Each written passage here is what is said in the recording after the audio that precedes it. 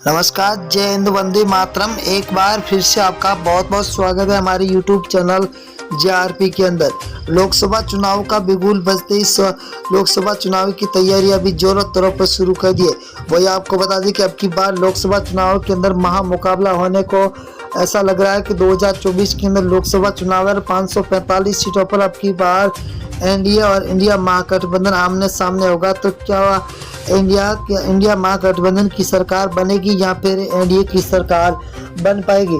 आपको बता दें कि दावेदारी की बात करें तो अब की बार इंडिया महागठबंधन की ओर से भी ये दावा किया जा रहा है कि 2024 में वो सरकार बनेंगे।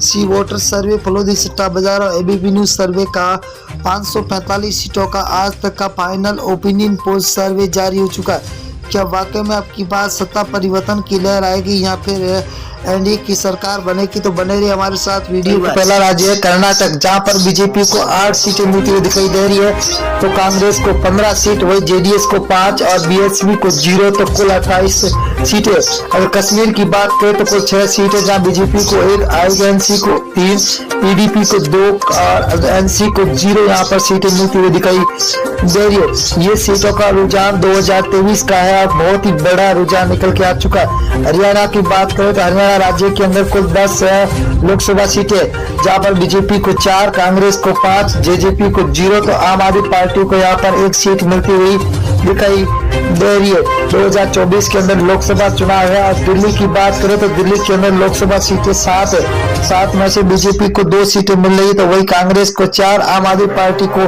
1 सीट मिल रही है, तो बीएसपी को यहाँ पर 0 सीट मिलती हुई दिखाई दे रही है। तो अदर के खाते में 0 जारी है। अगर हम पंजाब राज्य की बात करें तो 13 लोकसभा सीट है, जहाँ बीजेपी को 1 सीट मिल रही है, वही कांग्रेस को 2 सीटें मिल रही है, तो आम आदमी पार्टी के खाते में 9 सीटें जारी है और एसएडी को 0 सीट मिलती हुई दिखाई दे रही है।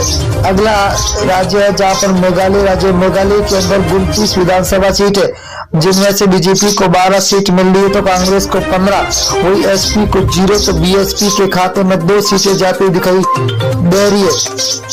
अगला राज्य झारखंड। झारखंड की बात करें दोस्तों तो यहाँ पर 19 लोकसभा सीटें, जहाँ बीजेपी को 6 मिल रही है, तो वही कांग्रेस के खाते में 8 सीटें जा रही है, तो जेएमएम के खाते में 5 सीटें जा रही है, तो आरजेडी के खाते में 0 सीट मिलती हुई दिखाई दे रही है। आंध्र प्रदेश राज्य की बात करें तो यहाँ पर लोकसभा सीटें 25 है।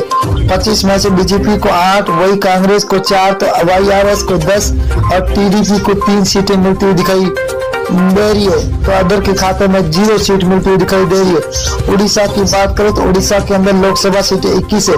21 में से बीजेपी को 6 सीट, वही कांग्रेस को 9, बीजेडी को 6 सीट और एनसी को 0 सीट मिलती हुई दिखाई दे रही है। बहुत ही तगड़ा महाउपनियन पोल निकल के आ चुका है। तमिलनाडु की बात करें तो यहाँ पर कुल 39 लोकसभा सीट है, जहाँ बीजेपी को 4, तो कांग्रेस को 5, डीएमके को 15, एएलए को 15 सीटें मिलती हुई दिखाई दे रही है, तो 0 खाते में जा रही है अदर के।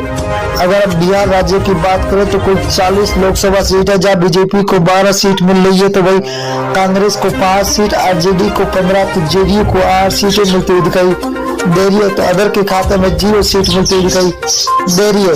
अगला है राजस्थान। राजस्थान के अंदर कुल लोकसभा सीट है 25 में से बीजेपी को 10 सीट है, तो कांग्रेस को 14 सीट, वही आरएलपी के खाते में 1 सीट जा रही है, तो आम आदमी पार्टी को यहाँ पर 0 सीट पर संतोष होना पड़ रहा है, तो अंदर खाते में 0 सीट। उत्तर प्रदेश की बात करें तो कुल 80 विधानसभा सीटें है, जहाँ बीजेपी को 32, वही कांग्रेस के खाते में 14, एसपीए के खाते में 27, बीएसपी को 2 सीटें, वही अदर के खाते में 5 सीटें जाती हुई दिखाई दे रही है। अगला राज्य है उत्तराखंड। उत्तराखंड के अंदर 5 लोकसभा सीटें, जिनमें से बीजेपी को 3 सीट, वही आईएनसी को 2, तो बीएसपी को 0, आम आदमी पार्टी के खाते में 0 सीट मिलती हुई दिखाई दे रही है, तो यहाँ पर अदर के खाते में अभी 0 सीट जाती हुई दिखाई दे रही है। पश्चिम बंगाल की बात करें तो कुल लोकसभा सीटें 42 है। 42 में से 17 बीजेपी के खाते में जाते हुए दिखाई दे रही है, तो वही आईएनसी को 0 सीट है, तो टीएमसी को 25 सीट है, सीपीआईएम को 00 सीट मिलती हुई दिखाई दे रही है। आंध्र प्रदेश की बात करें तो आंध्र प्रदेश के अंदर लोकसभा सीटें 2 है, जहां पर बीजेपी को 1 सीट मिल रही है, तो यहाँ पर कांग्रेस के खाते में 1, एसपी को 0, तो बीएसपी के खाते में भी 0 सीट जाती हुई दिखाई दे रही है, तो अदर के खाते में 0। अगर हम मेघालय की बात करें तो मेघालय के अंदर लोकसभा सीटें 2 है। 2 में से बीजेपी के खाते में 0 सीट, 1 सीट जा रही है, तो वही कांग्रेस को 1 सीट मिल रही है। तो एसपी को 0, तो बीएसपी के खाते में अभी 0 सीट जाती हुई दिखाई दे रही है। अगला राज्य है जहाँ लक्षद्वीप है। लक्षद्वीप के अंदर लोकसभा सीट 1 है, वही 1 कांग्रेस के खाते में जाते हुए दिखाई दे रही है। तो बीजेपी को यहाँ पर 0, एसपी और बीएसपी के खाते में भी 0 सीट जाते हुए दिखाई दे रही है।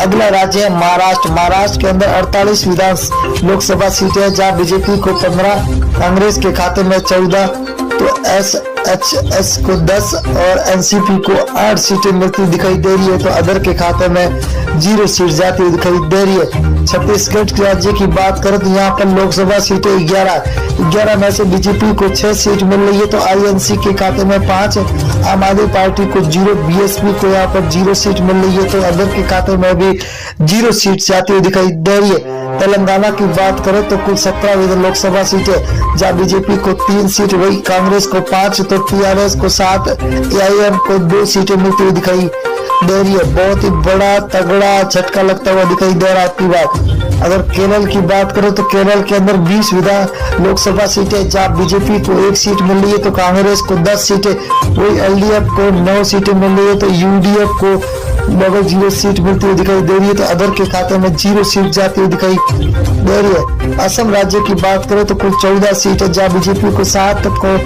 कांग्रेस को 6, एआईयू को 3 और अदर के खाते में 0 सीट जाती हुई दिखाई दे रही है। बहुत ही बड़ा तगड़ा झटका सभी को मिलता हुआ दिखा। गुजरात की बात करें तो कुल 26 लोकसभा, जब बीजेपी को 12, कांग्रेस को 6, तो आम आदमी पार्टी को 8, बीएसपी के खाते में 0 सीट जा रही है, तो अदर के खाते में भी